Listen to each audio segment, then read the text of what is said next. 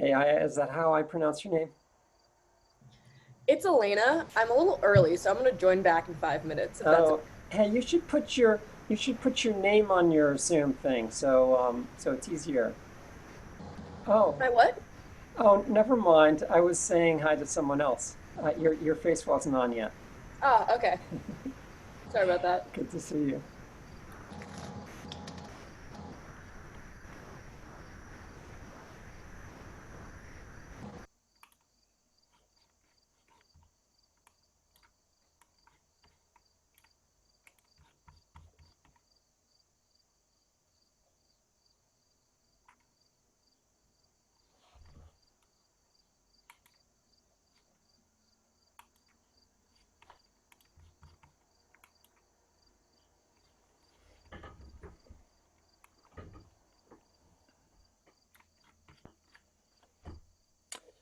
Hello, everyone. As you guys start to come in, I'd like you to do two things. One is to do a little bit of personal brainstorming on the questions in front of you now. And the other is to check your name off with a yes on the attendance sheet.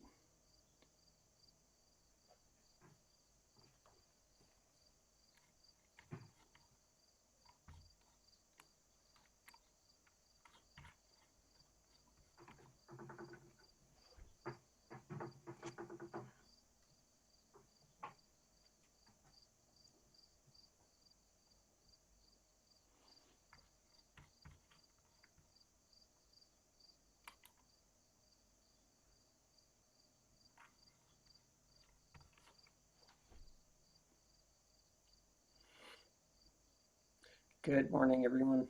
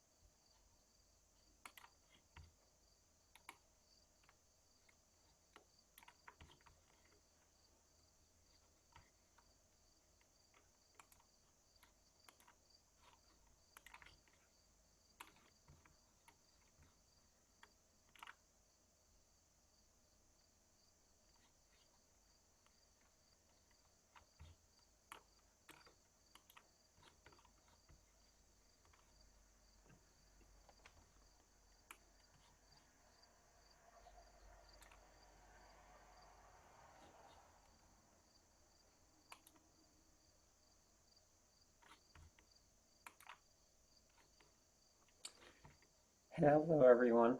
I hope you guys are doing well this morning. I want you to meditate on the questions in front of you. We're going to do a little brainstorming on these later.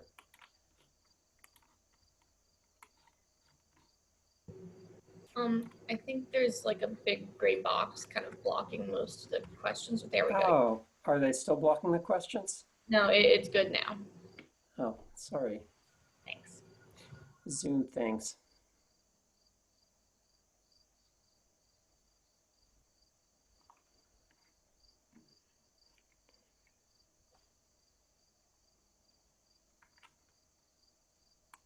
does that screen take up your full screen or not? What you see of my PowerPoint?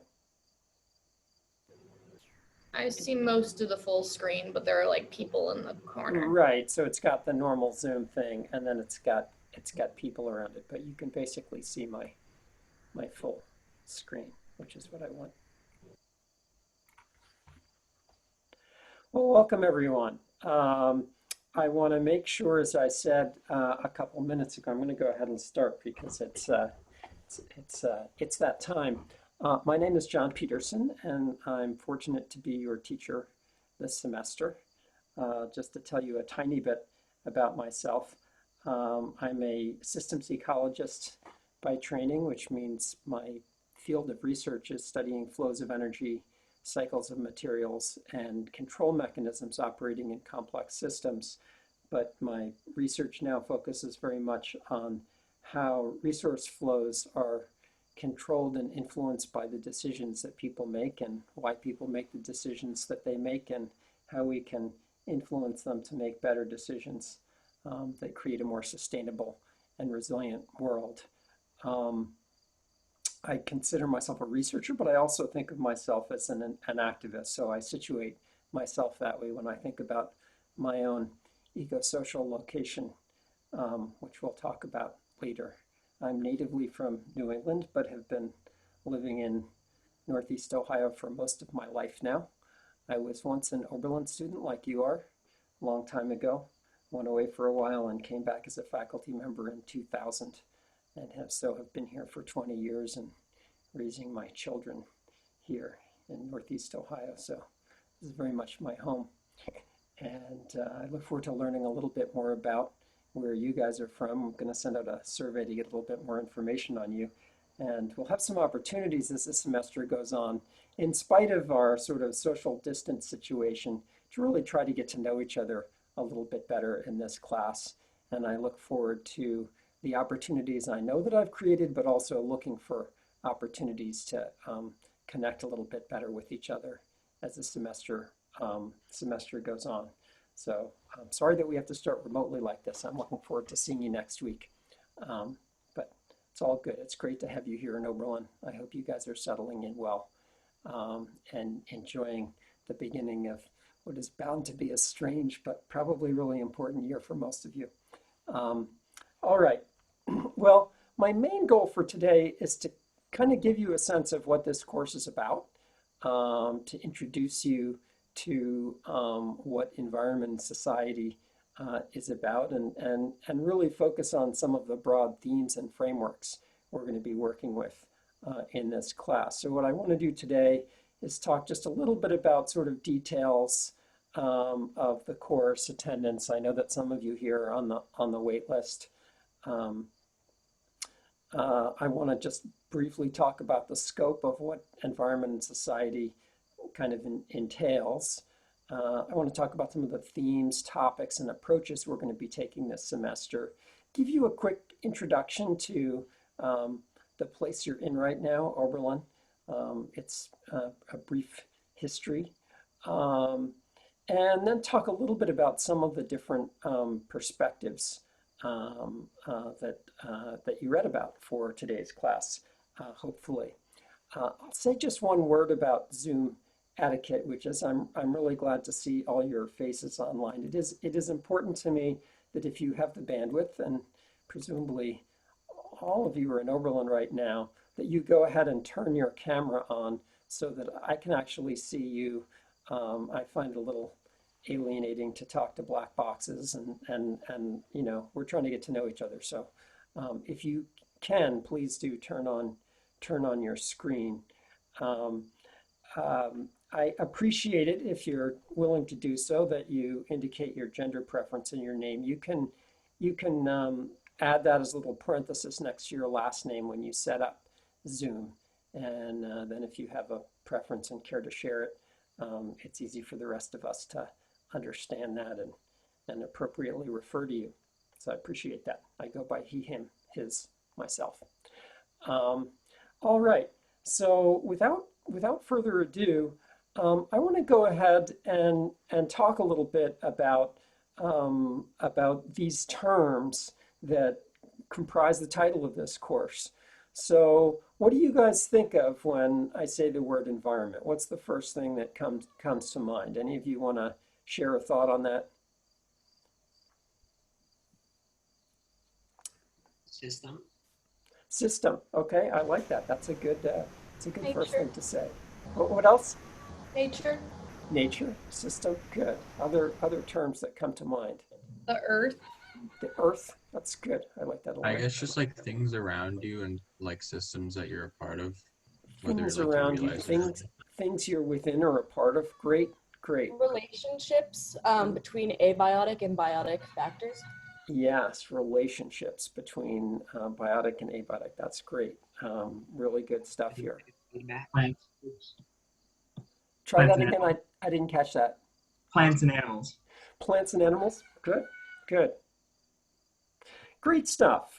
So we'll start with just a Webster's definition, which I think encompasses some of what you guys shared.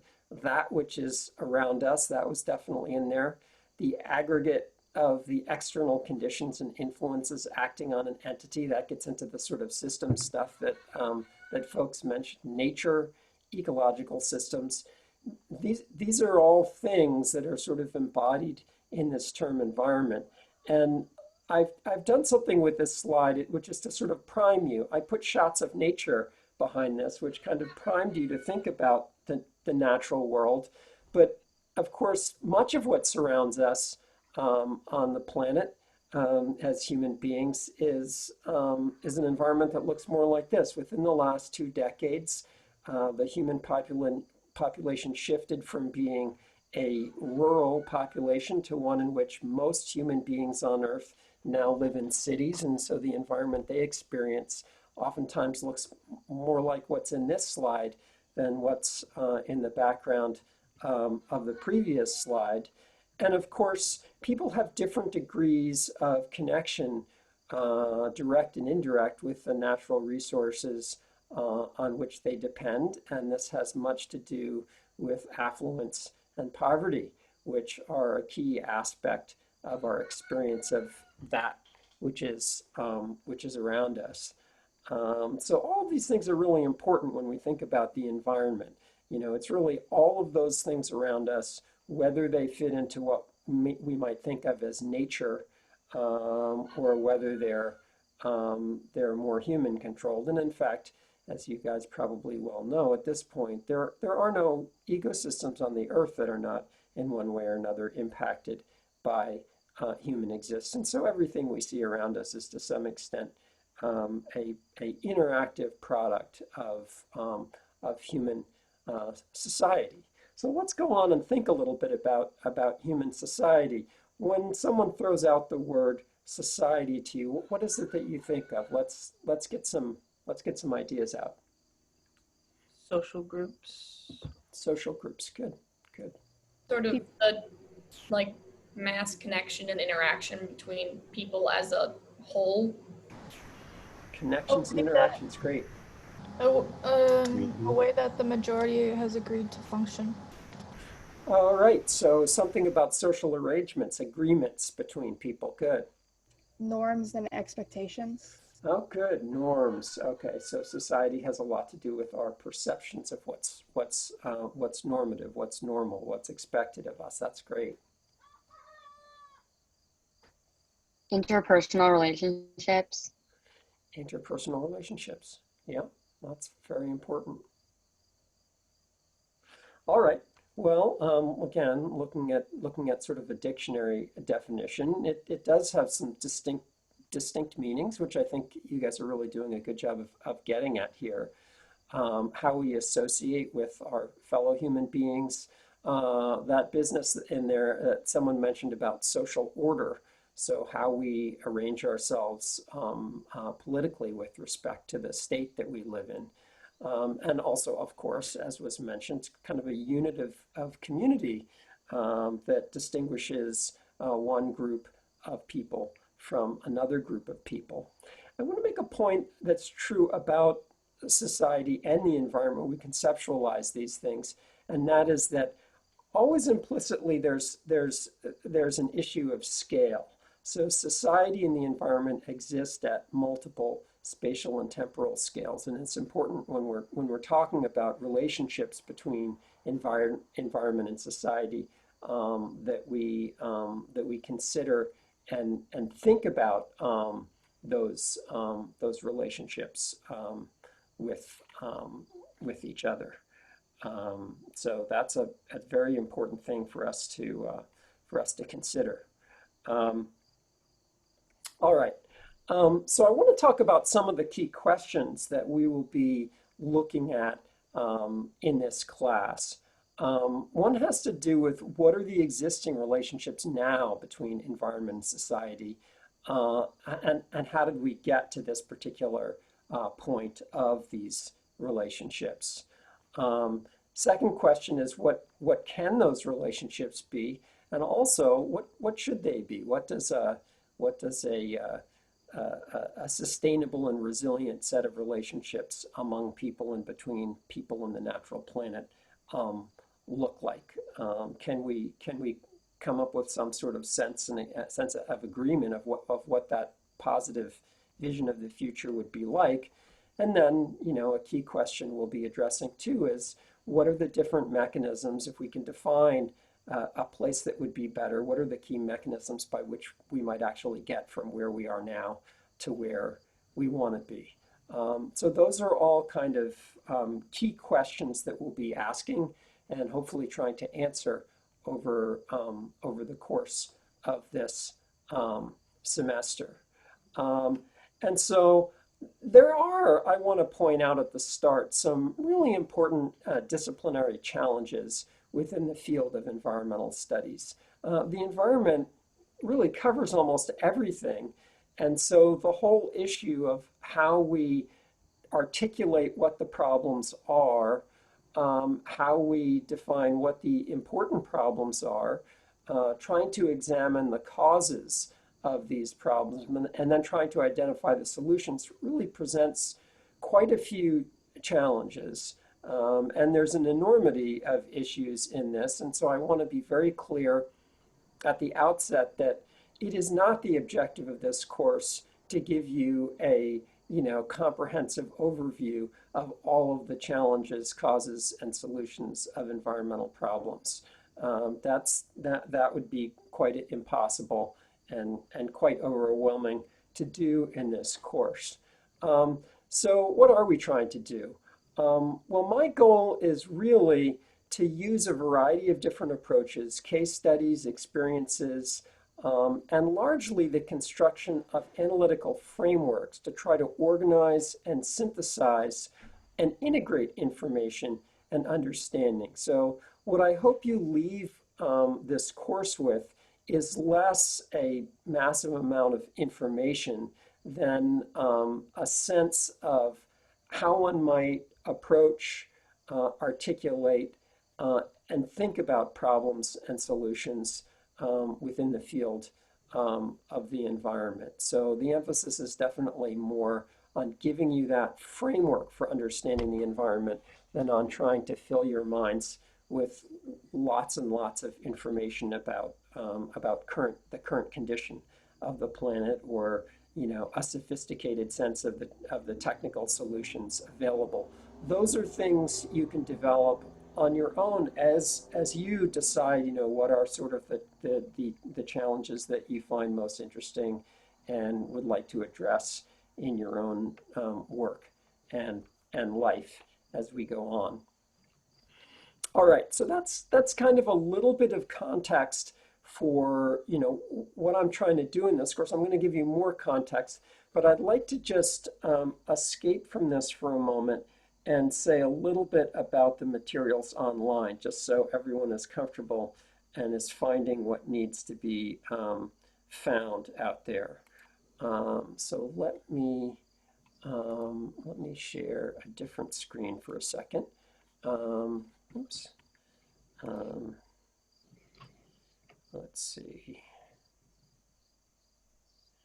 That's probably what I want. All right. So hopefully most of you have discovered the Blackboard site. if you're on the wait list, you haven't found this Blackboard site, but the reality is there's nothing on this site that you can't get to through the links I already sent you. But for those of you who are already enrolled in the course, the Blackboard site looks something like this. It's got some buttons on the left. I want to point out that in an email, I'd asked you to fill out a pre-course survey. I'd still like you to do that if you have not done that. Most of you actually have filled out the survey, so please, the earlier you do it, the better, because what we're trying to do is assess how courses influence people's perception of their relationship with certain kinds of systems. And the further you are into this course, the less meaning that will have. So fill it out today, and I would appreciate that if you haven't already done so.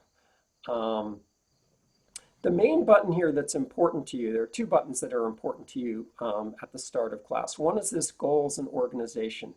I would like you to, for next class, take a careful look at the goals, the learning goals and course organization, because this course has a number of features that are probably distinct from other courses you've taken, and I want to make sure you're familiar with how we've structured this course, and that you come prepared to ask any questions next class about the structure, so that we're all clear on that from the start. There's quite a bit of information in here, so please, as part of your assignment for next class, take a look at that one. The other really crucial button right now is the button that is schedule and assignments. I sent you a direct link to that in an email too. That is continuing to evolve right now, so it probably looks different than the last time you looked at it. But this is basically a roadmap for the semester. And if you haven't already done so, please click this link right here near the top now, this attendance sheet, and that will take you to a Google spreadsheet. And I would like you all to put a Y in this column here if you are here next to your name. These are organized alphabetically. And then if you scroll down to the bottom here, folks on the wait list, you guys are down here. So it's very important that you put a yes here, because if you don't put a yes here, I'll drop you from the wait list, because I'm just keeping people on the wait list who come to class. So very important. If you're visiting right now and you are not, and your name is not yet on this wait list and you are not enrolled in the course, please add your name below, and then I can add you to the wait list. I won't say a whole lot about the wait list now, except that, you know, typically there are a few people who change their mind about courses at the start of the semester and drop. And I will add people from the wait list to keep the course size at 40. I will say there are some people who really want to be in this class who are on the wait list. If you are on the fence and think you're interested in taking a different class at this time, or this class isn't right for you, I would really greatly appreciate it if you drop the course, officially drop the course on Presto as early as possible, because that then allows me to add people in from the wait list.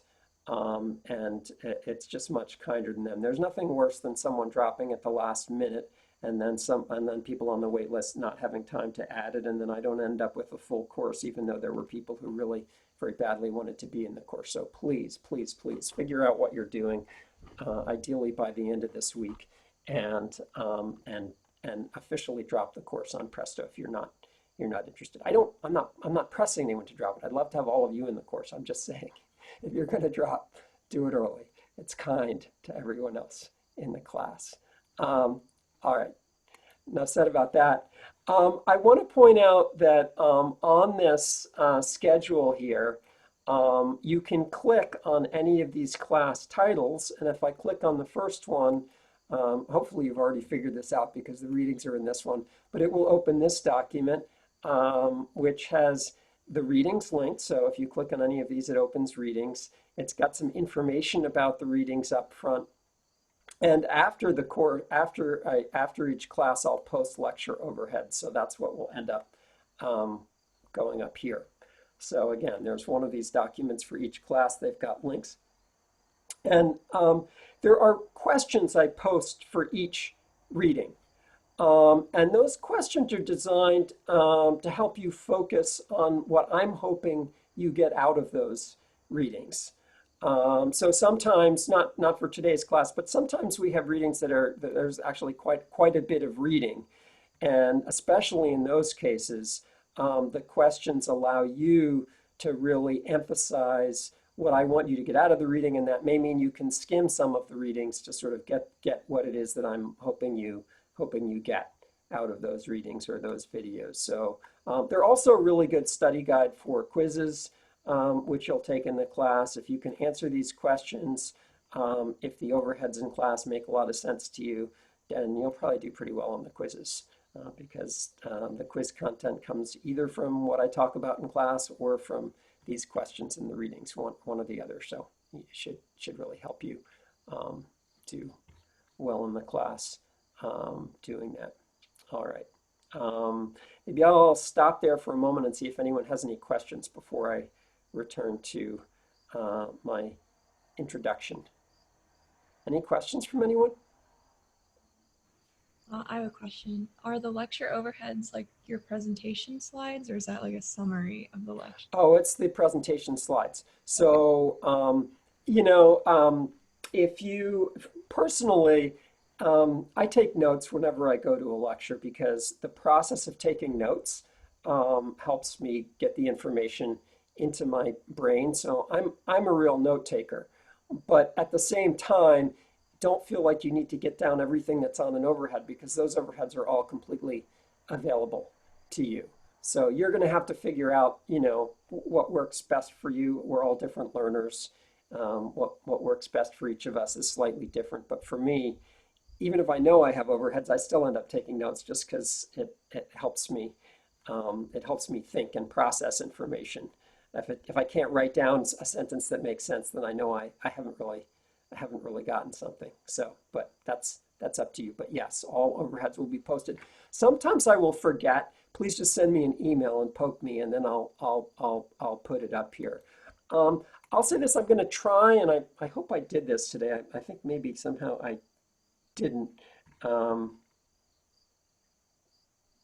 Yeah, no, I am recording this. So I'm going to try to record all my lectures too. I want you to be present in class, but I understand that some of us may get sick over the course of the semester.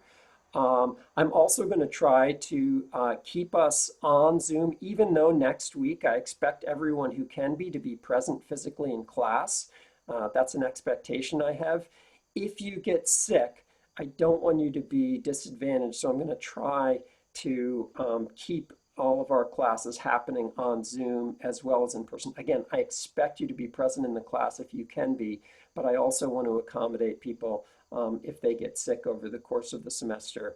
And I'll try to record classes as well so that if someone's really sick and they can't be there even, in a sort of quarantine situation, they can come back to the stuff later. We're playing a lot of things by ear, but that's what I'm going to try to do this semester as we go on. Any other questions? Where's the attendance located?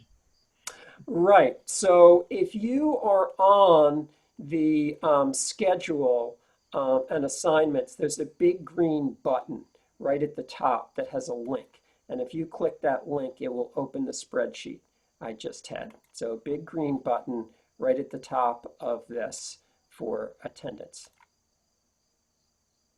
Any other questions? So are all the readings posted then? Is there a textbook we need to get or no? There's no textbook. Okay. Every reading is posted. Yes, Cool. good question.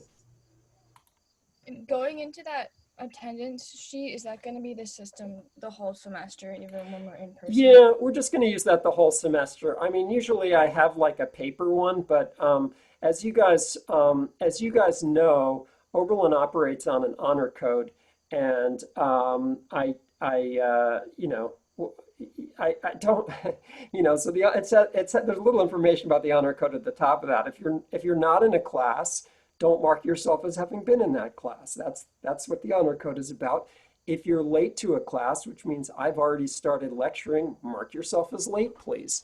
So yeah, we'll use that the whole semester. I think it'll be easier. And, especially with sort of concerns about social distancing, I don't really want to be passing around a sheet of paper. So yep, that's it for the semester. Any other questions? Great. You guys are looking at my PowerPoint again, is that correct? Okay, wonderful. All right, so let me talk a little bit more about organizations, themes, topics, and approaches I'll be taking in this class. So there are really kind of three sections of this class. The first section is going to focus on systems, sustainability, resilience, and place. And so we're going to talk about ecological, social, and economic systems and the relationships between those systems. I'm going to spend a little bit of time talking about energy flow cycles, control, and change. We'll be talking quite a bit about both sustainability and resilience as sort of like core overriding themes within the field of environmental studies, often talked about sort of pillars of environmental studies. And there will be a theme trying to look at things at relationships between local, regional, and global, and past and future. So this notion of scale, looking at things across time and space, is going to be something that I hope we get better at doing over the course of the class. We're also going to be talking about ethics, culture, and issues of justice. So considering the really critical question of what is right behavior at an individual level, at a societal level, and we'll be thinking a whole lot about the issue of environmental justice. Who benefits from various decisions that are made? Who pays the price? Who is it who's making the decisions about that? Who's calling the shots on that front? And then towards the end of the course, although we'll be doing all of these things all along the course, I've tried to sort of separate it into these three sections, but towards the end we'll shift and place more of an emphasis on, different ideas for how we might design sustainable communities. So, how do we better design food systems, waste systems, economic systems, trying to address along the way issues of power, privilege, and models of change.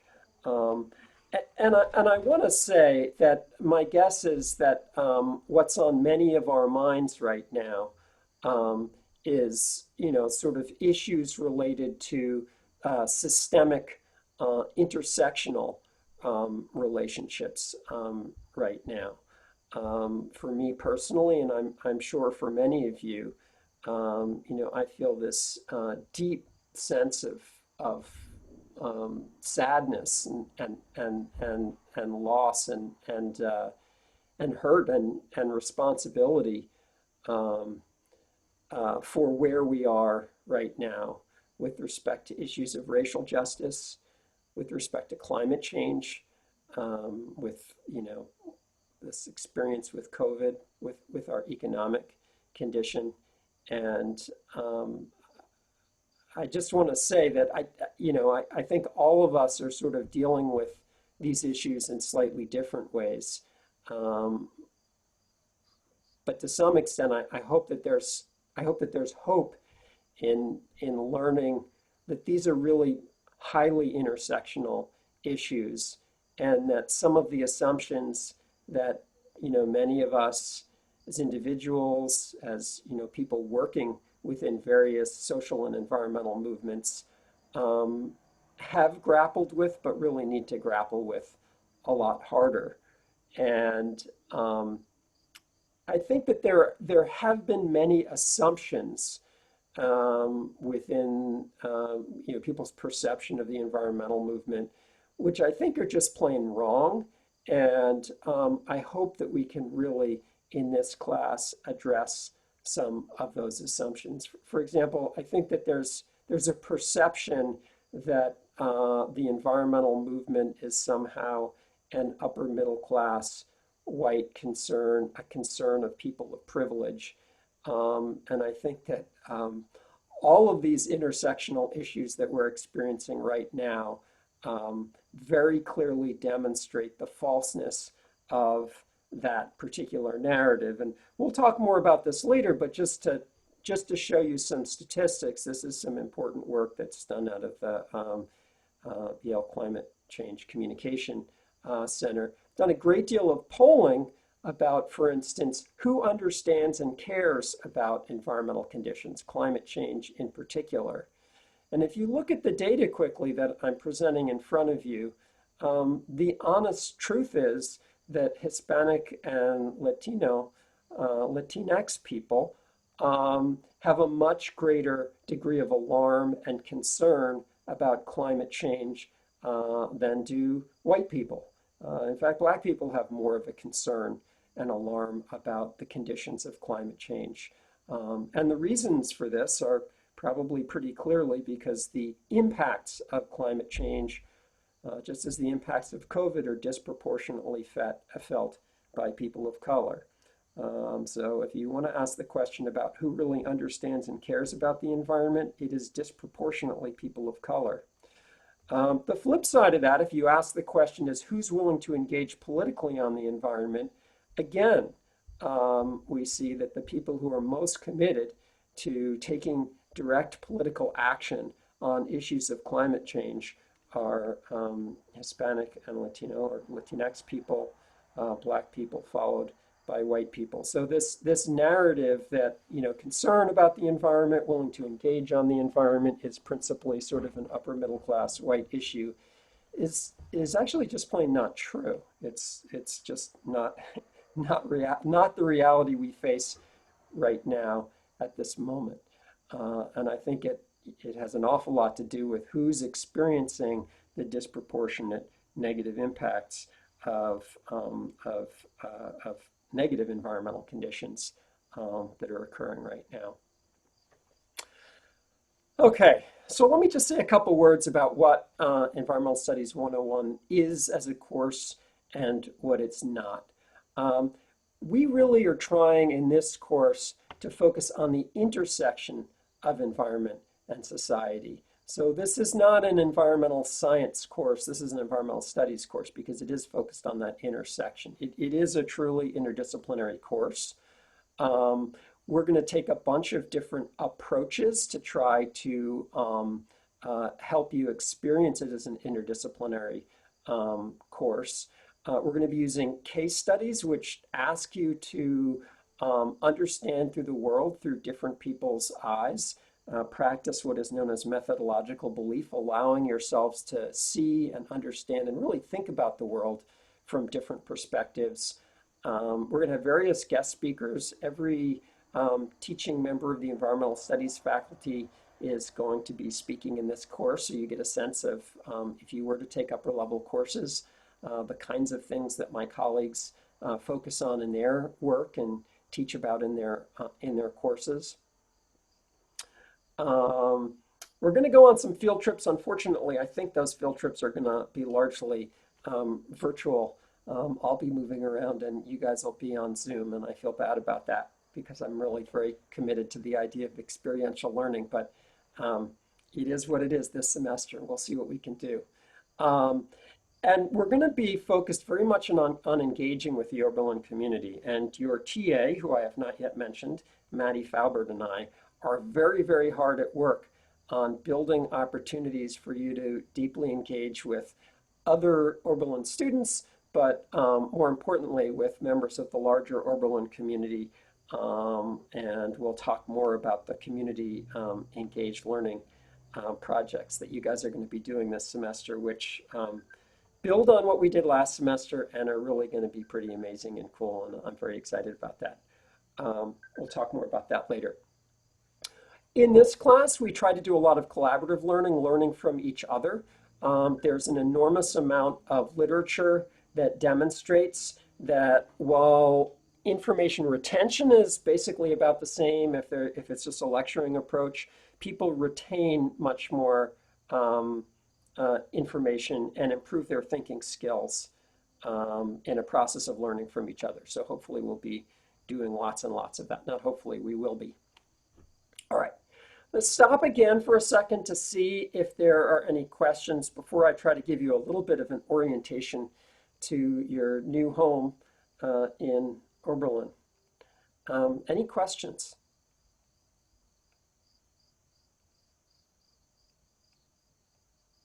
All right, great. I want to talk a little bit about Oberlin. So again, we're going to take kind of a multi-scale perspective here. So obviously we're in this large galaxy here. We're a little planet within a galaxy, a little solar system within that. Here's our little solar system here, a bunch of planets rotating around a sun. Boring in on where you are right now, this is a picture of the Earth, obviously clouds removed from space, focused on our region. And here's what that Earth looks like at night, a different projection of that Earth at night. And what you almost certainly notice, I love this photograph because, of course, it shows you, how lit up various parts of the Earth are. And what does that light tell us about those regions of the Earth? What does the picture of light tell you? Let me just give you guys a second to reflect and throw out some thoughts. What does this communicate to you about the Earth, about people, about environment and society? Where Earth's population is like mostly concentrated? Yeah, so the lights definitely say something about concentration of people. Excellent. Where technology is like advanced or where there's presence of that. Yeah, so it's telling us a lot about technological implementation. So it's telling us something about how many people there are, something about implementation of technology in those regions. What else is it telling us? Those are great. Which regions consume the most proportion of energy? Yes, definitely. This is definitely a map of energy consumption. Presumably the light you're seeing emitted from the Earth is all generated I with, think it has to do also with like the economic status of each area. yes, energy, economics, very closely related to each other right now. Yeah, all good stuff. It seems like a lot of the light is kind of like around coastlines, if that makes Hmm, right? No, that makes a lot of sense, right? Yeah, you can see there's sort of almost outlined, especially around Europe here. You can see that line of lights around there, and that fits with, I mentioned that most of the world's population is now living in cities, and most of the highest density cities tend to be coastal cities. So you're seeing everything you guys mentioned. Yep, it's all good. I Right. it's kind of far-fetched, but as an extension to economics, I think it also might reflect political power. Since there's economic power, there must also be political power, since there's power there in general. Yeah, yeah. I love the intersectionality of what you're mentioning. Energy, power, economics, population, connections with coast. It's all good. Yes, we'll come back to that Earth at night, but everything you're saying is great. So here's sort of centered on us, just to show you what a day looks like in Northeast Ohio, where I have that little arrow pointed. Actually, the arrow's a little bit off. Should be over to the right a little bit to point at Oberlin, Ohio. If we zoom in a little bit directly on us, of course, what you notice about us is that we are right below these Great Lakes, which have about a quarter of the world's available fresh water within them. We happen to be right below Lake Erie, where that arrow is pointing right now. The lake is actually fairly important to the way in which people in our region experience the environment. That all the water in that lake gives us a climate that is a little bit like a coastal region in the sense that water has an impact on heat transfer. And our climate is modulated. Our summers are a little bit cooler, our winters are a little bit warmer. The transition between seasons is a little bit slower because of all the thermal mass, all the energy that gets stored in the water. The evaporation of that water is a cooling mechanism. And as you'll discover, and I'm very pleased that we're giving you guys really nice weather during the first couple of weeks of Oberlin, although it's real foggy out there right now. But that big lake just north of us also has a big influence on cloud cover above us and on precipitation. It creates more clouds and more precipitation for us. So the fact that we're adjacent to the lake is very important to what we experience in terms of our climate, what we can grow. Agriculture. Agriculture is still the biggest industry in our region. Another important influencer of our local economy is our geological history. Our soils are derived from sedimentary rock, shale, sandstone that was laid down billions of years ago when this was an inland ocean, and then more recently reworked by glacial activity. So the picture on the left is of a retreating glacier in Iceland, Iceland's largest glacier. And the picture on the right is the immediately underlying landscape in Northeast Ohio. And if you squint a little bit, you can see how a glacier, it expands. As it freezes, it expands, moves towards its extreme, and then it melts, it contracts. It actually functions a little bit like a bulldozer. It sort of pushes Earth out at its edges when it's freezing, and then it leaves behind these features. And you can kind of clearly see in this map here, this sort of ancestral glacial, moraines, the sort of endpoints that were pushed forward, and then so a glacier expands, contracts, and leaves behind these remnants. So you can sort of see those within here. But they left behind a soil that was made from this fine sedimentary rock and broke down into very fine clay soils. A very flat landscape because it was relatively soft rock, which could be easily crushed, so not much in topography here. And clay soils, which means that our soils have very poor drainage, but are also pretty fertile soils for growing things. So those are really important to the current economy of our region, the things we can do here. We are a temperate climate because we're north of the equator. We experience seasonal impacts of that. As I mentioned, we experience these lake effects, which are the sort of moderating forces of Lake Erie that I mentioned to you. The prevailing wind blows from the south over the lake to where we are, which is right down here. So the air masses tend to be traveling over the lake, which is important to our local climate, and have resulted in relatively high terrestrial and aquatic biodiversity. Naturally, what would be here if there were no people on the planet is temperate, wet forests would dominate our region, and in fact did dominate our region before human beings began to settle here 10,000 years ago. But fairly high biodiversity here. It's actually, from an ecological perspective, a pretty neat place. We're not a tropical rainforest, but we're pretty diverse temperate forests. Those of us who live in this region today are not the first people to arrive. Native peoples arrived in this region about 10,000 years ago. Two major groups who we identify as the Hopewell and Adena people inhabited this landscape 10,000 years ago as hunters. They transitioned to farming about 5,000 years ago.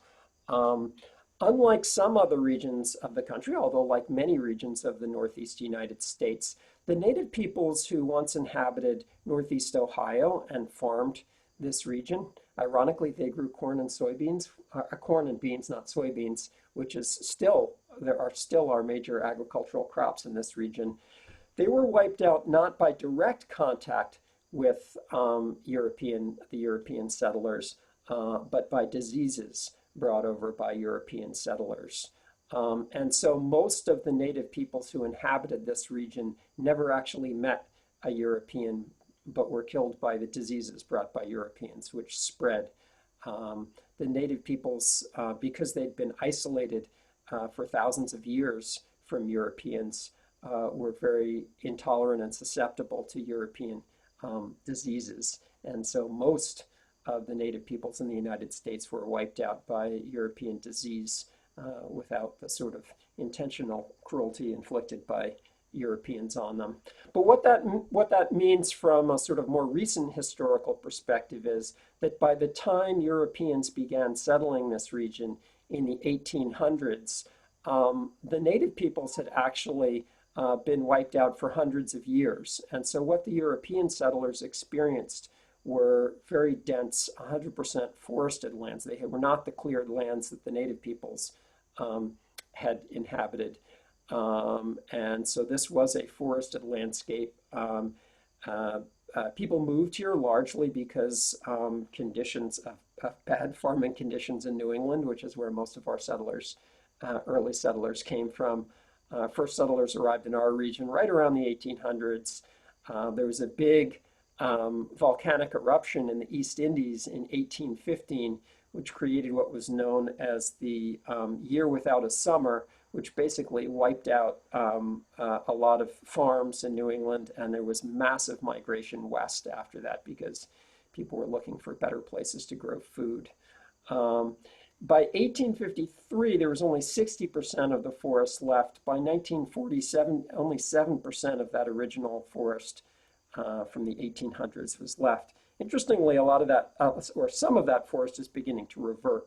When you look around Northeast Ohio, and if you've been biking in our landscape at all, when you see forest in this region, almost all of that forest is secondary forest, meaning it was farmland and it's now forest. There's very little remnant of the original forest here. Maybe a little down by the Arb. If you wander down by Plum Creek in the Arb, I think some of the areas right near Plum Creek may have never been farmed.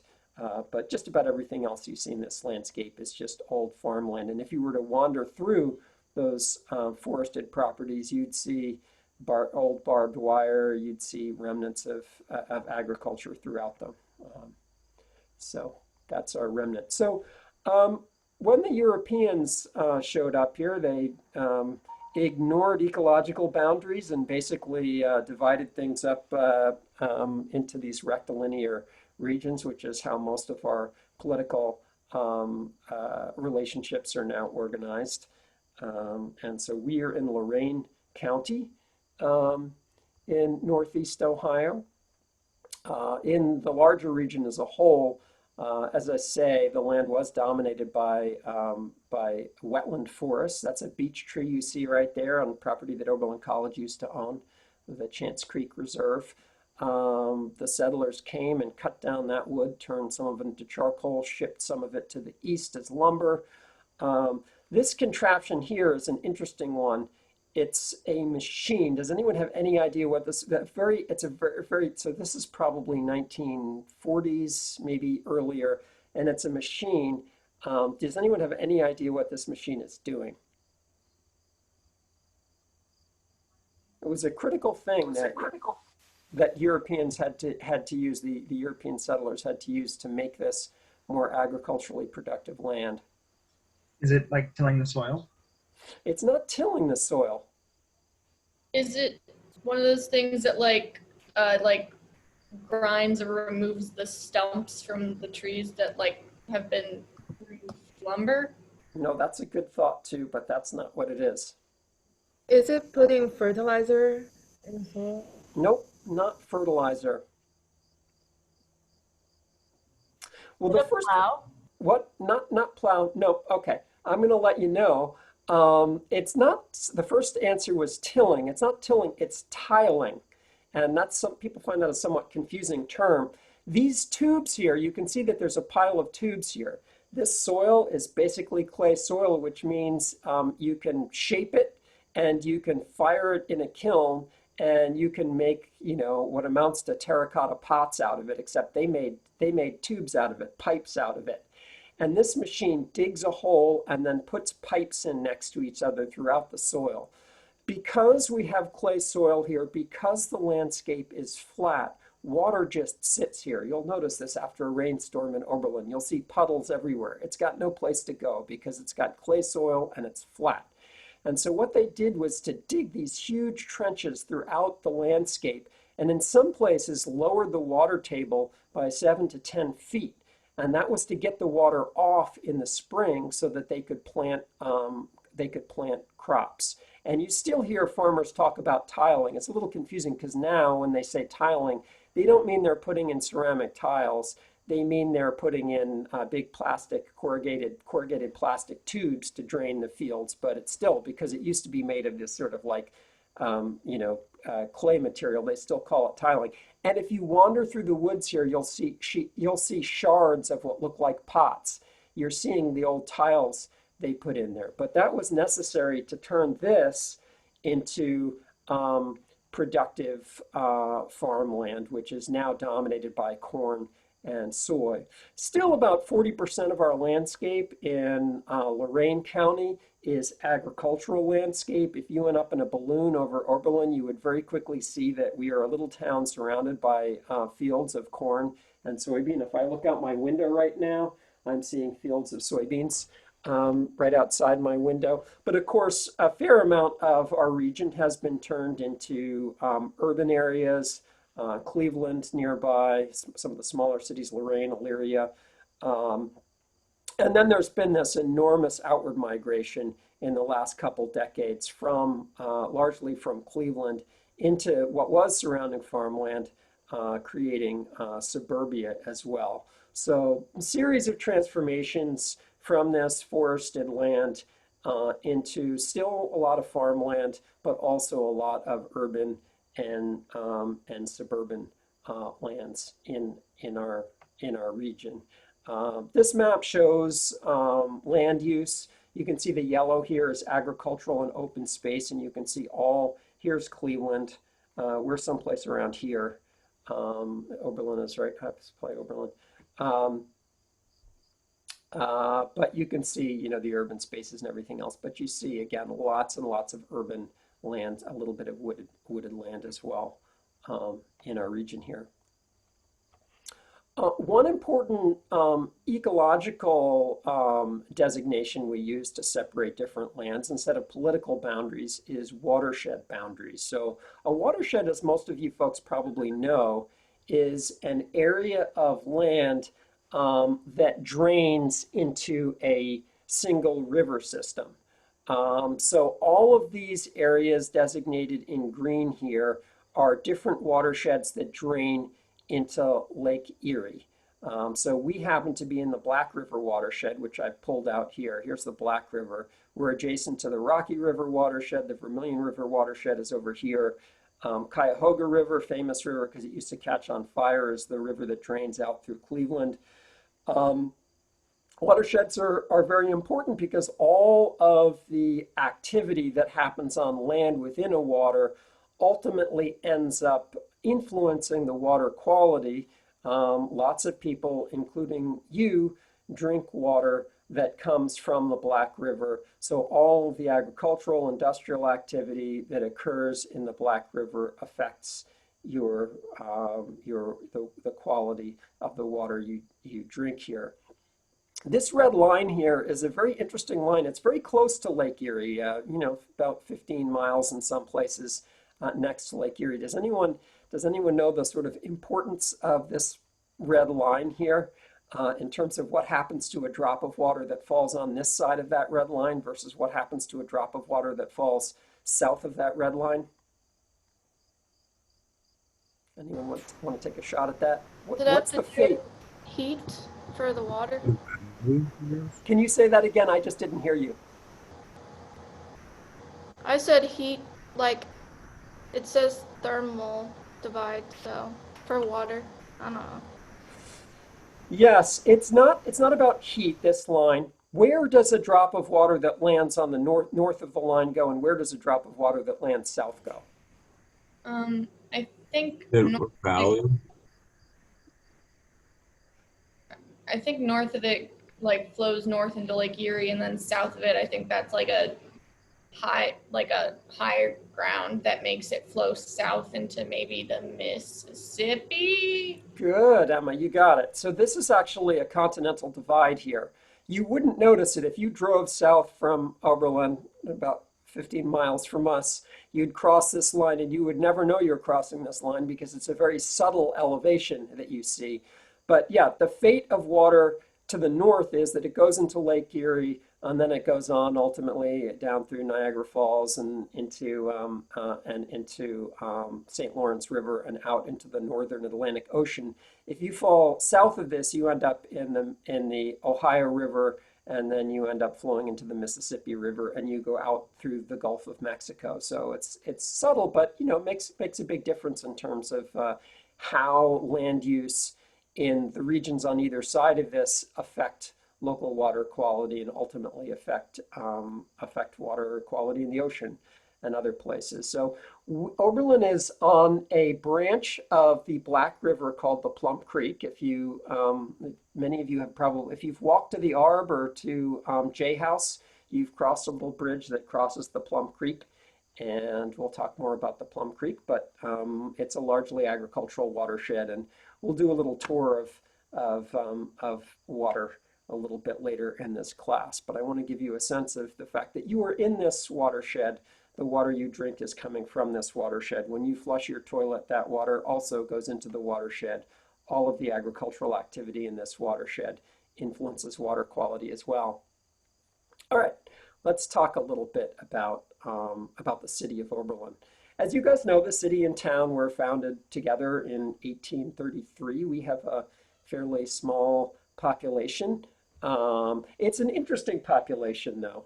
Interesting from a number of perspectives. Although we are in rural Ohio, we have an economically, racially, and culturally diverse community that lives in Oberlin, in part because Oberlin was a major stop on the Underground Railroad. And when a lot of former slaves arrived in Oberlin, they felt like this is not a bad place to just stay, and they did. And so we have a fairly high African American population. And so our community is actually very interesting in its diversity, in that in some ways it feels a lot more like a, in terms of culture and diversity, more like an urban environment than like a typically rural Ohio environment, which would be much whiter and less economically and culturally diverse. And for that reason, Oberlin is actually a very interesting place to study and work, because a lot of the issues we face here are issues that are evident in much larger communities. And a lot of the sort of creative problem solving we can do in this community is therefore relevant to much larger areas. And what that means is we can, to some extent, think of Oberlin as a place in which we can experiment with creative ideas, and some of the solutions we come up with are relevant to larger cities in ways that would not be the case if we were in more typical rural communities. We have a fairly high poverty rate here. In fact, my children are in Oberlin Public Schools. 54% of the students in Oberlin Public Schools are on assisted food programs, which gives you a sense of kind of the level of poverty within this community. We, like any community, are dependent on consumption of water. We produce garbage. Some of that garbage is recycled. The city of Oberlin has been very progressive in its commitments to racial justice and in its commitments to environmental justice as well. Our community, the city of Oberlin, made a formal commitment to achieving climate neutrality by 2050. So as many of you probably know, climate neutrality is the state at which a community no longer emits any net greenhouse gases into the environment. So we've committed to achieving that by 2050 as a community. We are greater than 85% green electricity, carbon-free electricity sources in Ohio. And we're working hard on solving issues related to developing more local foods, minimizing food waste. And one of the hard nuts to crack is transportation in a rural community. How do you promote sustainable transportation? But lots of amazing and interesting work has gone on and is going on in Oberlin. And I'm hoping that through our community-based projects, you guys are going to come to understand some of the ways in which Oberlin is moving forward on sustainability issues as a city. You, of course, came here to go to Oberlin College. which has a significant percentage of the overall population, we have this wonderfully evocative motto, think one person can change the world. So do we.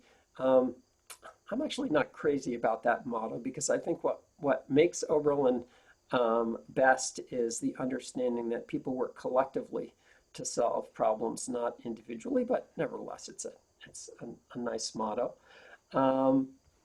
We consume lots of resources. Your being here in Oberlin results in significant emissions of greenhouse gases.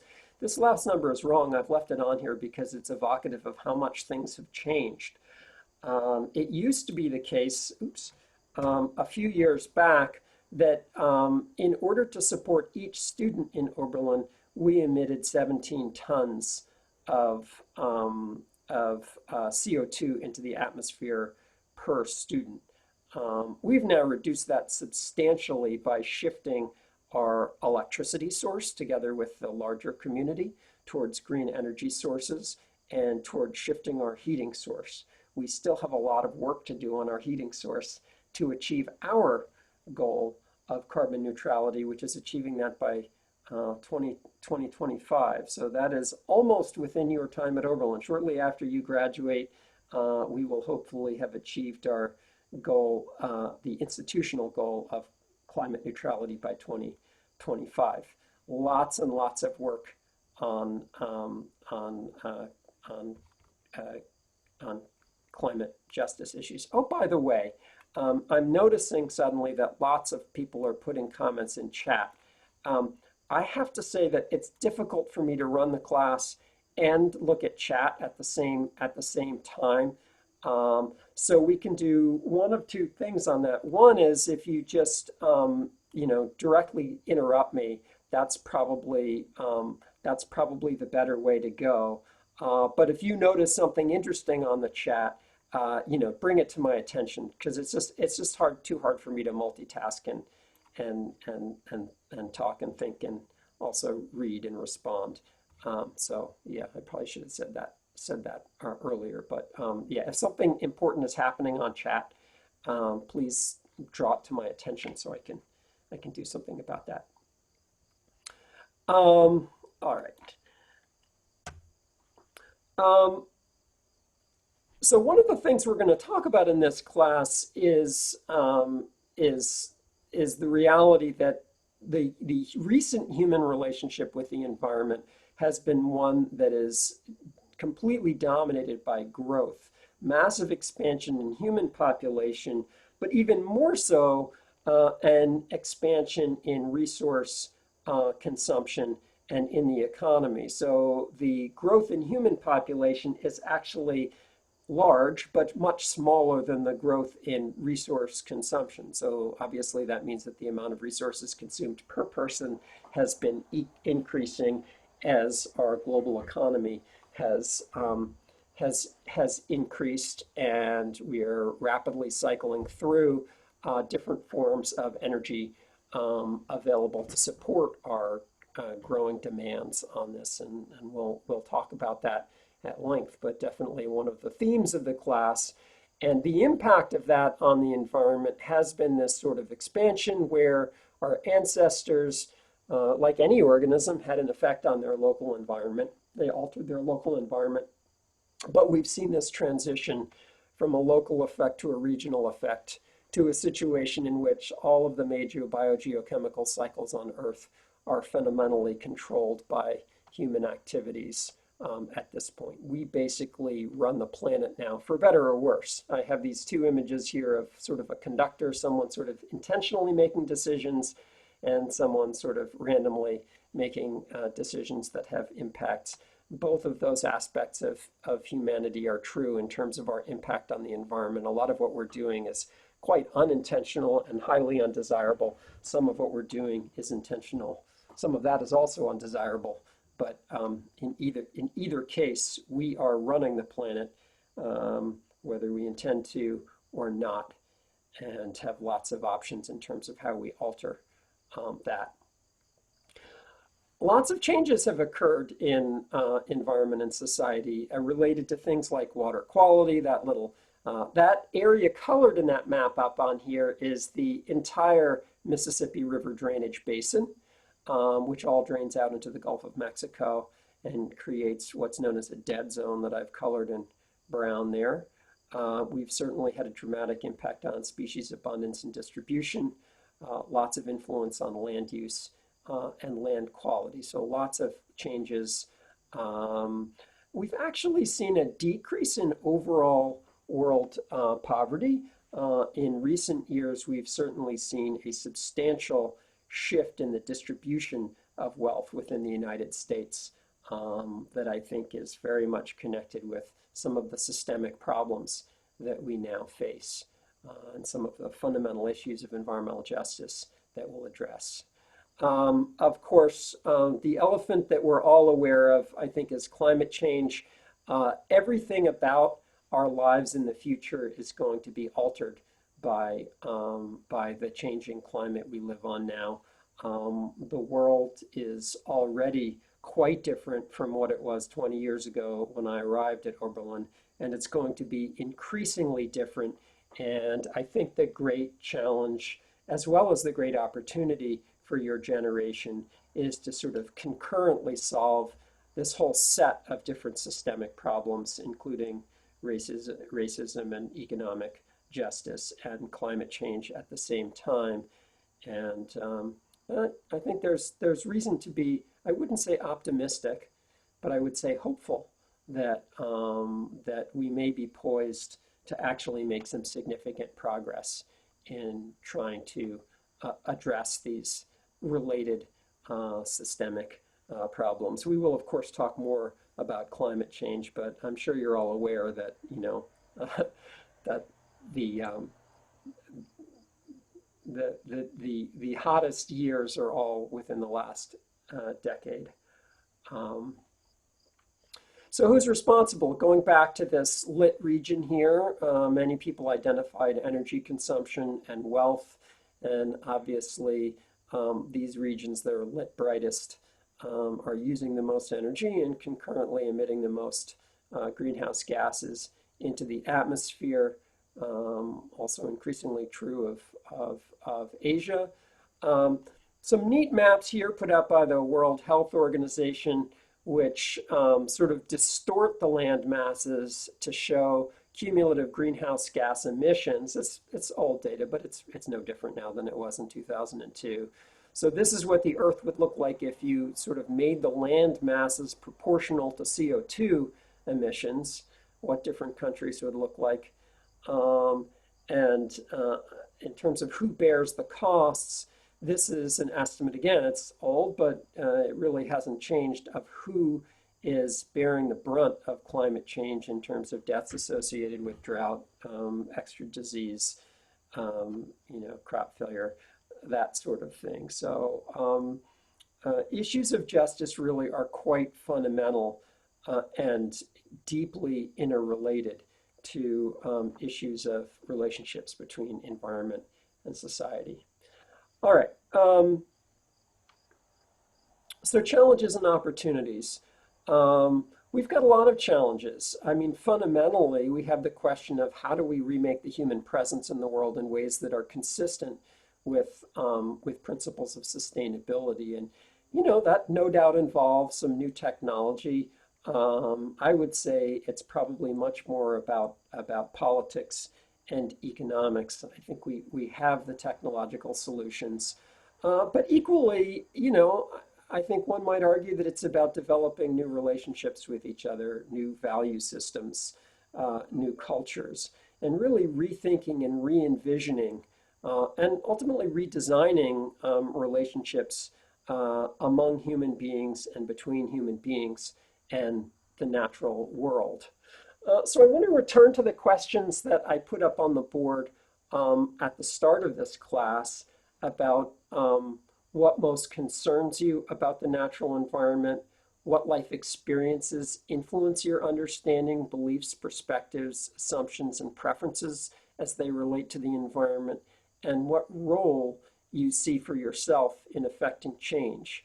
We're not going to be able to answer these questions today, but it's important that you really develop a deep sense of where you're coming from, in part so that when I ask you to occupy other views and try to see the world from other perspectives, you have a deep enough understanding of what it is that defines yourself that you can selectively put that aside to try to understand the world through other people's eyes that you might not choose to.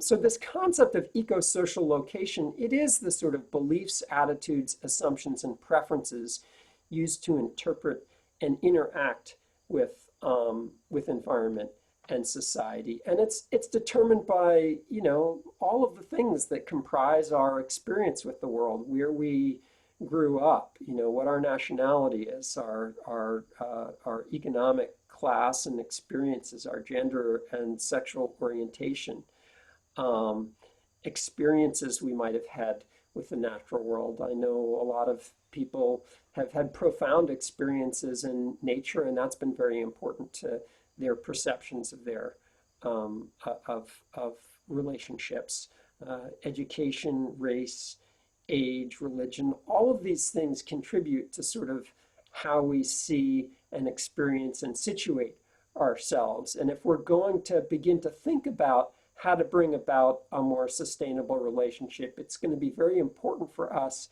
to understand not only where we're coming from, but where other people are coming from. And one of the things that I hope that we learn over this course is that it's oftentimes easier to agree on what's positive and desirable as an endpoint than on the personal rationale for why we need to get there. And at the end of the day, I hope I also convince you it's actually not so important that other people think the same way that you do. What's important is that we come up with some shared vision of what would be desirable. And different people are going to find it desirable for very different reasons. And that's okay. We don't need to convince people to be like us. It's good to have diversity. It's good that different people are coming from different places. And as long as we can agree on what's good and figure out a strategy for getting there, that's great. Okay, so I do want you thinking about these experiences and trying and sort of and these categories that inform your social location. I want to take a moment to reflect on the readings for today.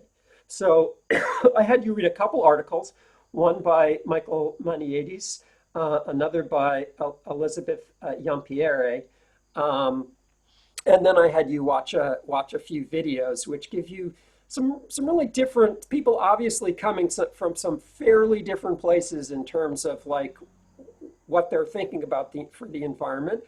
All of these people, obviously, at some level, concerned with doing the right thing, wanting a better relationship with the environment, but some fairly different notions of how we get there. And so I want to think about for a moment about what is the central message that if you had to put it down to a sentence or two, what's the central message that each of these people do you think is trying to deliver? What are their social, economic, and political assumptions? And what's their model? What's the model of change that they appear to be advancing in their thinking about that? And I think one of the nice things about Maniatis' article is that he provides a kind of typology of people who are concerned or not about the environment and their sort of perspectives. And I asked you in the questions for the reading to kind of situate yourself in terms of those different typologies.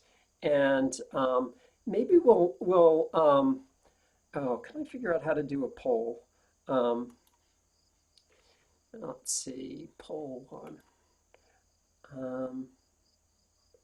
No, this is going to take too long to do.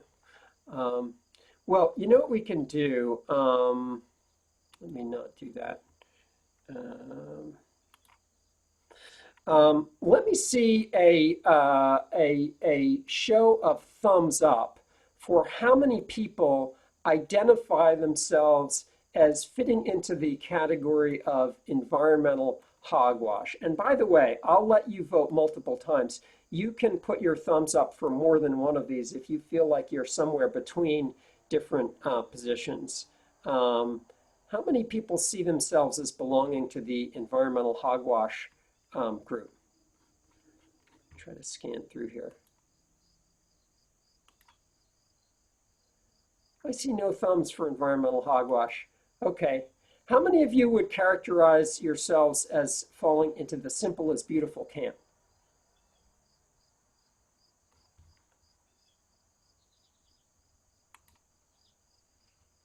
No thumbs up for simple is beautiful.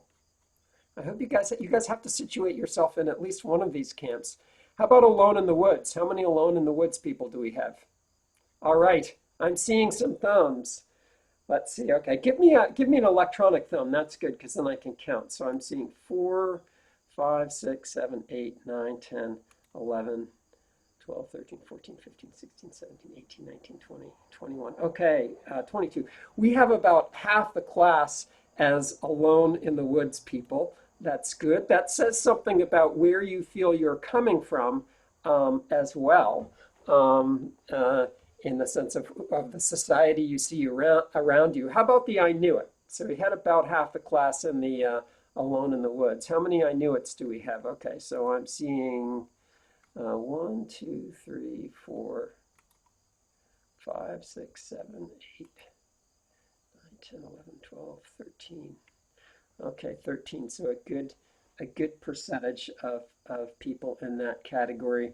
And how many Goldilocks dreamers do we have out there? No one wants to be a Goldilocks dreamer? Okay, I'm seeing 4 Goldilocks dreamers. Maybe 5. Oh, okay, something like 7. Okay, so we've got a good breakdown here. So I want you to kind of do some thinking about like what is it about your eco-social location that places you into those different categories? How did you come to occupy those different different positions? And I'll confess, I consider myself to be kind of a Goldilocks dreamer. Maybe I'm in the last 3. Maybe I'm in all the last 3 categories, or some combination of the last 3 categories myself. So I'll situate my own eco-social location, at least with respect to that. I'm gonna ask. We don't really have time to talk about these, sort of Amory Lovin's major thinker on the environment. Someone who I think many people would characterize as sort of a technological optimist who really believes that technology can basically solve all our problems and make us all live much better lives. I love the 5 simple things you can do to save the planet video. I hope you guys enjoyed that. It's definitely a model that I think many people have criticized the environmental movement or elements of the environmental movement for pushing, that I think Maniates does a nice job of critiquing. I'm wondering, and I'll give you guys, we only have a couple minutes left of class here, but any immediate reactions to the Ampieri reading, her sort of perspective, which is I think one that's really coming to the fore these days. Any kind of quick reflections on that?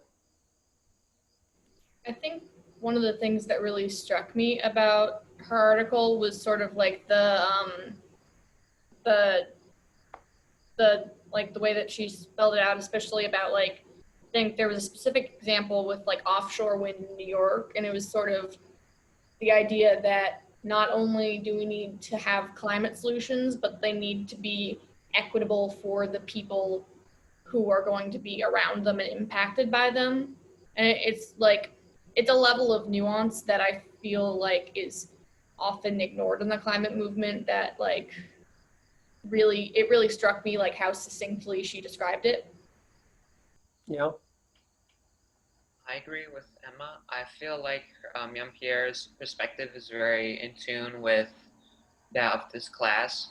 I feel as though, as she said, climate solutions is not about climate solutions, it's about climate justice solutions. It's to be fully inclusive. It seeks to avoid, sticking to as a minimum to sticking with the establishment, because sticking with the establishment to seek a solution, as maybe you could see it Lovins as preferring, like sticking with, making the most out of what's already comfortable to reach a solution. We want a complete, she wants a complete reform. Instead, we want a complete reform. We need to make sure is everything is addressed, from racial justice, because that is climate justice as well, because without that there is no solution. Yeah, I think as you're pointing out, Noel, there's this real sort of distinction between people who are very much about internal reform within the system as opposed to fundamental transformation, that I think really comes out in sort of looking at the difference between Emery Lovins, who, by the way, is brilliant and has come up with all sorts of great solutions. Not saying that thinking isn't necessary, but really that much broader emphasis on intersectionality that I think you're seeing across the environmental movement, certainly embodied in the Green New Deal type thinking in that. All right, I want you guys to keep thinking about that. We're just about done. I just wanted to mention a couple things about readings for next class, which again are linked under class number 2. So there's some information there about Danella Meadows, really important a person when it comes to sort of thinking about systemic issues. I'm having you read a tiny excerpt from John Steinbeck's Grapes of Wrath, which I think we're going to use as sort of an exercise to think about systemic issues. And there are a couple optional readings that I want to encourage you to peruse. They're all linked up there on the website. And for those of you, so class is officially ending now, but what I'm going to say is for those of you who are on the wait list, the way this is going to work is hopefully some people may not be here today. I haven't looked at the attendance list. Hopefully there may be some people who drop, and I will let you know as people do when spaces open up, and just keep you posted. But I encourage you to continue to come to the next couple classes. This is a strange semester. I don't know quite how add drop is going to work this semester, but typically there's, people change their minds during the first week and a half of class, and things shift a bit and spaces open up. So I'd encourage you, if you're interested, to keep coming, and I'll pay a lot of attention to who's dropping and let you know as soon as spaces open up. But thanks everyone. It's great to see you. I really look forward to working with you this semester. I really look forward to seeing you next semester. So see you guys. Yep. See you guys next week. I mean, that coming Thursday. Bye. Thank you. Thank you so Thank you. much. Thank you. Thank you. Bye.